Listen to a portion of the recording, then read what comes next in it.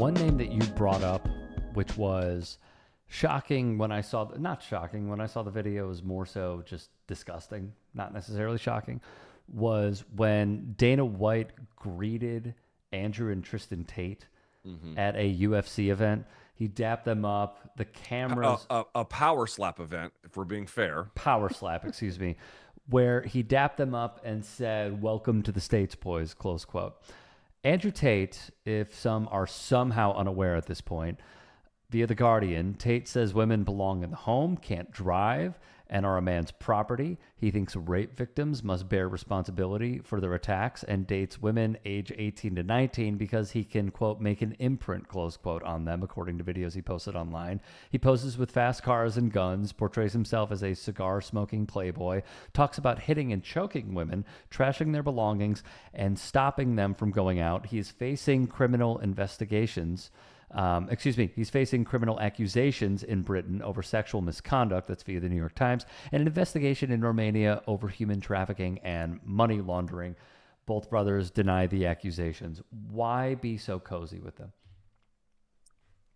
I'm going to guess it's a few things. One, again, just imagine you lived with complete and total impunity about the things you liked. Now, you don't like rancid things, but maybe even just like in a cringe way, like maybe like you have, or anybody out there is like, oh, I'm really into, I don't know, Pokemon. And I'm not here to like bash Pokemon, but I'm just saying some other kind of thing that only you like, that, you have to kind of keep to yourself to a degree, or, you put some kind of limits on to what extent you make it, you share those details publicly. Imagine you just, that veil is just absolutely lifted. You don't care at all. I think that's part of it. Part of it is that the introduction came through the Nelk boys.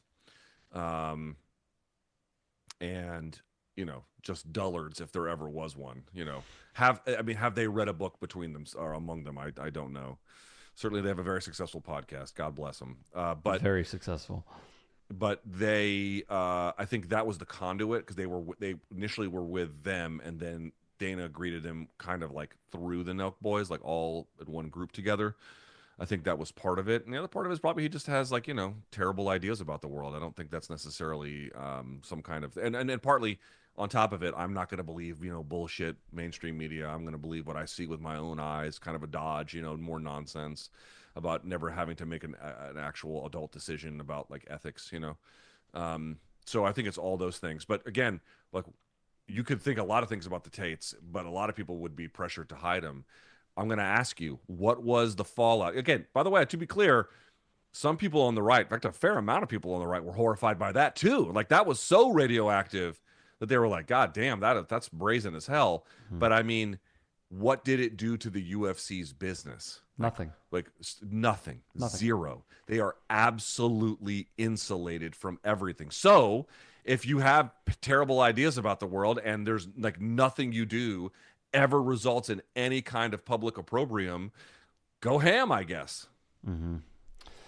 It should be noted as well that there is a charge of rape for Andrew. There were search warrants conducted over potential trafficking of minors and intercourse with a minor. The Romanian prosecutors accused both brothers of organizing a criminal group in 2021, trafficking women in the United States, Romania, and Britain. There were a lot of fighters as well, Luke, that have really shown affection towards them, which is also just kind of gross. Leon Edwards said he had dinner with Andrew and Tristan Tate through a friend.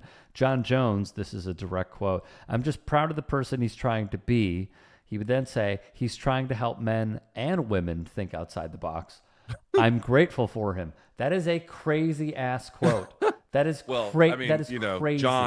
John has John's got issues too. I understand. I understand. But like, again, Where is the humanity, man? I'm looking at this and I'm just thinking, like, what the fuck? Like, why are these people following some of the worst human beings and then using them and referencing them in interviews, taking pictures with them? It just feels gross, man. Yeah, young men are lost in this country, a big portion of them.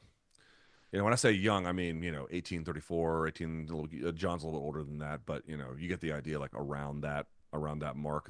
These are so many guys that are absolutely completely lost. We have terrible male role models. We have terrible influences. We have terrible content feeds that find them. These are radicalizing forces on top of it. Like all of this has given life to the dumbest, least ethical, most odious people around us. And not to the point where not only are they not merely cast out from society, but they're lionized. Like it's just totally of the upside down.